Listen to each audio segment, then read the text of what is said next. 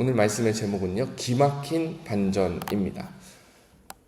우리가 믿는 기독교 신앙의 중심에는 언제나 기막힌 반전이 담겨 있습니다. 타락은 구속이 되고, 죄는 의로 바뀌고, 율법은 복음으로 완성됩니다. 죽은 자는 부활하고, 포로된 자는 자유함을 얻고, 심판은 은혜로 바뀝니다. 낮아지는 자는 높아질 것이고, 어두운 곳은 빛이 비칠 때 밝아질 것이며, 종의 신분은 아들이 됩니다. 여러분, 우리가 다 이미 경험한 반전이고, 이 반전 가운데 우리는 기쁜 소식이라 증언하고 살아가고 있습니다. 오늘 본문의 예레미야도 이 반전을 담고 있어요. 너무나도 기막힌 반전을 담고 있어요. 우리 여기서 한번 예레미야가 처음 시작될 때 예레미야가 받았던 소명을 한번 생각해 봅시다. 예레미야 1장 10절에 하나님께서 예레미야에게 이런 말씀을 주셨습니다. 보라, 내가 오늘 너를 여러 나라와 여러 왕국 위에 세워 내가 그것들을 뽑고 파괴하며 파멸하고 넘어뜨리며. 예레미야의 첫 번째 사역은요, 뽑고 파괴하며 파멸하고 넘어뜨리는 사역이에요. 심판 앞에서 경고하고, 심판 앞에서 죄를 고발하고, 심판 앞에서 사람들에게 그 마음을 각성시키는 사역이 바로 예레미야의 사역이었어요. 그래서 우리가 예레미야서를 처음부터 중반부가 지금 지나가고 있는데, 중반부까지 될 때는 참 암울한 내용이 가득합니다. 야, 어떻게 이렇게 죄를 매일같이 고발하는데 듣지 아니할까? 어떻게 이렇게 무서운 심판이 있는데 돌아오지 아니할까? 암울한 마음 가운데 우리가 예레미야를 읽었습니다. 근데 예레미야 자체는요, 기막힌 반전을 담고 있어요. 예레미야가 1장 10절에서 받은 그 소명의 뒷부분을 보면은 하나님께서 이런 말씀을 주셔요. 예레미야, 너는 건설하고 심게 하였느니라 하시니라. 예레미야의 또 다른 사역은요, 뽑은 자리에 심고 파멸한 자리에 건설하는 사역입니다. 그래서요, 후반부에 갈수록 예레미야서는요, 기가 막힌 소망의 메시지를 담고 있습니다. 기가 막힌 하나님의 회복의 메시지를 담고 있습니다. 이미 눈치채신 분들 있지만은 중반이 지나가면서 메시지가 점점 파멸과 심판보다는 소망을 담고 있구나라는 사실을 이미 눈치채신 분들도 있을 겁니다. 오늘 본문도 동일합니다. 시작은 굉장히 암울해요. 하나님께서 심판을 하시고 귀를 기울여 보니까 사람들이 무서워 떨고 두려움에 떠는 소리, 평안함이 없는 소리가 가득한 거예요. 심지어 어떤 표현이 나오냐면 30장 6절에 어찌하여 모든 남자가 해산하는 여자같이 손을 자기 허리에 대고 모든 얼굴이 겁에 질려서 새파래졌는가. 이게 굉장한 표현이에요. 여러분, 출산하신 지 30년, 40년이 넘었지만 그때 새댁일 때를 한번 생각해 보세요. 출산하기 전에 긴장한 마음, 출산하기 전에 아파가지고 얼굴이 새파래져가지고 병원에 가는 그 발걸음을 생각해 보세요.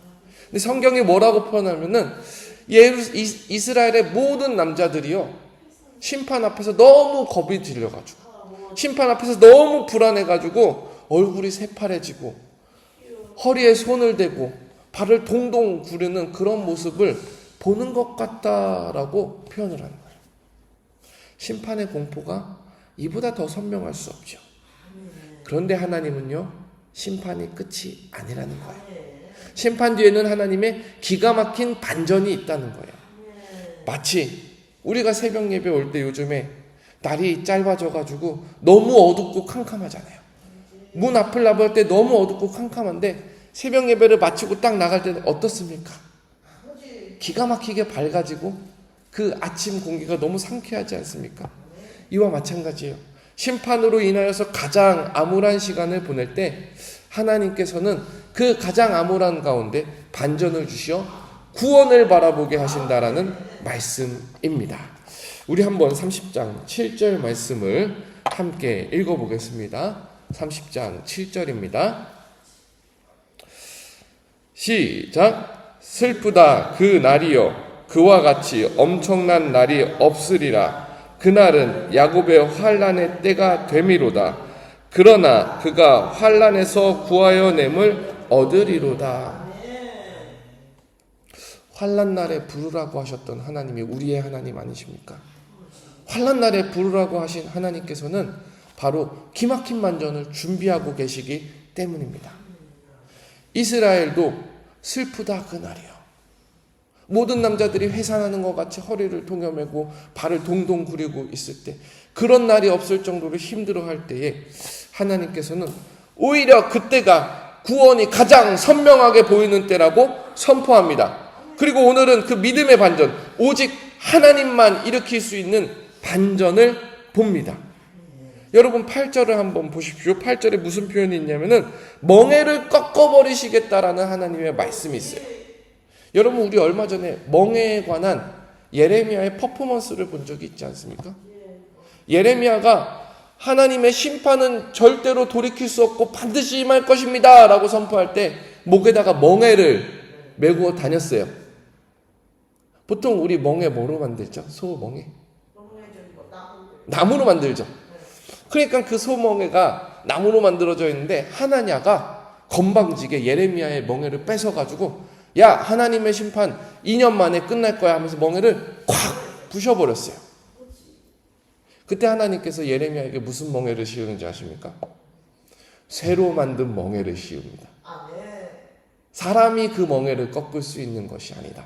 하냐냐는 그 멍에를 꺾을 수 있다고 말할 권리도 없고 주권도 없고 아무것도 없다라고 하나님께서 말씀하시는 거예요. 하나님께서 예레미야가 쇠 멍에를 쓰고 돌아다니게 하십니다. 그런데 여기에 반전이 있다는 거예요. 사람이 꺾을 수 없는 멍에는 결국 하나님께서 스스로 꺾으실 거라는 거예요. 그 메시지를 30장 8절에 담고 있습니다. 만군의 여호와 말씀이니라. 그날에 내가 내 목에서 그의 멍에를 꺾어버리고 내 포박을 끊으리니 다시는 이방인을 섬기지 아니하리라. 이건요 하나님의 종말론적인 약속이에요. 하나님의 구속사적인 약속이에요. 이것은 하나님의 특별한 약속입니다. 왜냐하면요 하나님께서 일으키실 반전은요 영원한 반전을 담고 있기 때문입니다. 여러분 사실 우리가 성경을 구약서 지금 구약 초반부터 여기까지 꾸준히 읽어오면서 우리가 항상 드는 생각이 야 너무 반복되는 이야기가 많다 이거 아닙니까? 성경을 읽다 보면은 족장 시대에 실패하고 회복시켜주고 애굽 시대에 실패하고 회복시켜주고 광야 시대에 실패하고 회복시켜주고 사사 시대에 실패하고 회복시켜주고 사람의 받은 회복은 또 넘어지게 돼 있다는 거예요. 너무 반복된다는 거예요. 근데요 하나님께서 예레미야를 통해서 주시는 기가 막힌 반전은요 영원한 반전을 담고 있다는 거예요. 바로 예수님을 보여주고 있습니다. 30장 9절 제가 읽어드릴 테니 한번 보십시오. 그들은 그들의 하나님 여호와를 섬기며 내가 그들을 위하여 세울 그들의 왕 다윗을 섬기리라.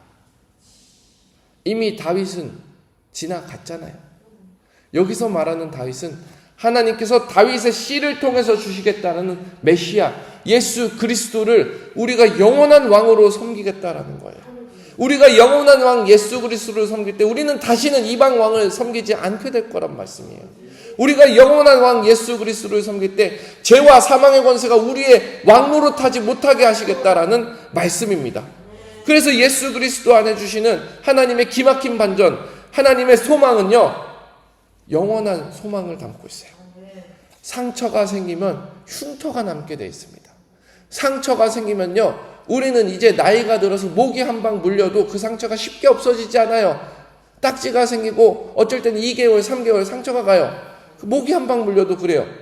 그런데 우리가 받은 영혼의 상처, 죄의 상처는 얼마나 깊게 패여있고 그 흉터는 얼마나 진하겠습니까? 그러나 하나님께서 준비하신 반전은 그 상처를 고치고 치료하실 뿐만 아니라 새살이 돋게 하시겠다라는 말씀입니다.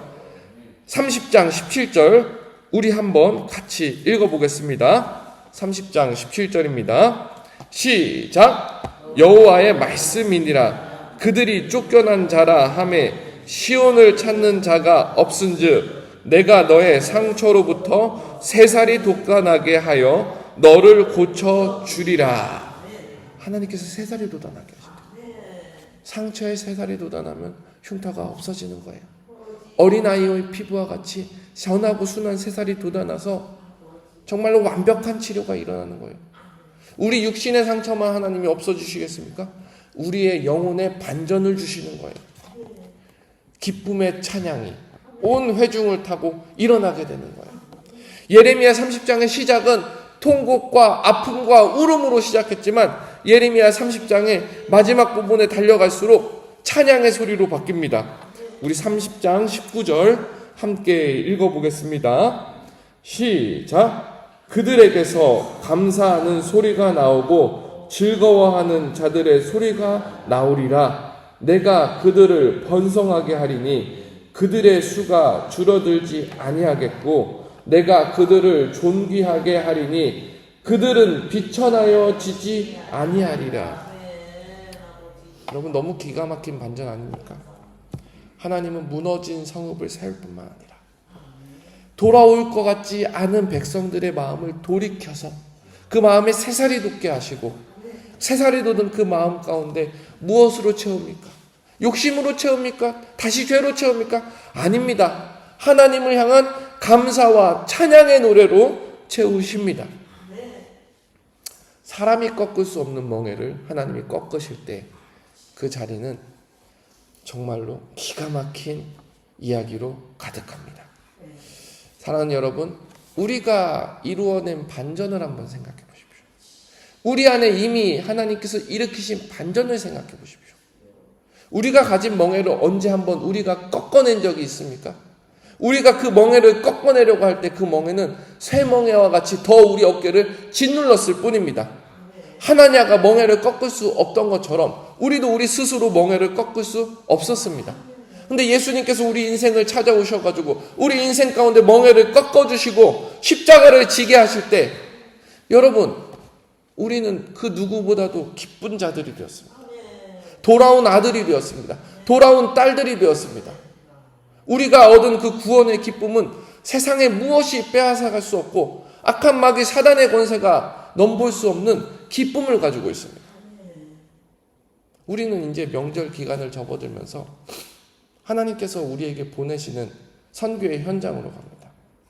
바로 가족들입니다. 믿지 않는 가족들을 만나요. 그러면 여러분은 반드시 그 가족들 가운데서 통곡의 소리를 들을 겁니다. 아직 주님을 만나지 못해가지고 그 영혼 가운데, 깊숙한 가운데 신음하고 있는 그 신음소리. 근데 그 신음소리를 어떻게든 사람의 허세와 사람의 자랑으로 가리려고 하는 노력을 함께 보게 될 것입니다. 이것은 우리가 특별하다, 그들이 잘못됐다, 이렇게 편을 가르는 것이 아니라 죄 앞에 모든 사람은 무력할 수밖에 없다라는 사실을 말씀드리는 겁니다. 여러분, 그 현장으로 가실 때 무엇을 선포하시겠습니까? 똑같이 허세 부리고 똑같이 인간적인 거 자랑하고 그러시겠습니까? 아닙니다. 우리는 은은한 향기가 되어야 합니다. 우리는 하나님의 기가 막힌 반전을 가지고 기쁨의 찬양을 가지고 가야 합니다.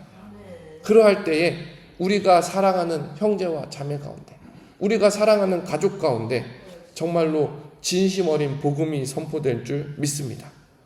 우리는 반전을 일으킬 수 없으나 우리 가운데 복음을 전하라고 하신 하나님께서 반전을 일으키시기 때문에 우리는 믿음으로 찬양하며 우리를 부르신, 우리를 보내시는 그 자리로 나아가는 명절이 되기를 주님의 이름으로 축원합니다.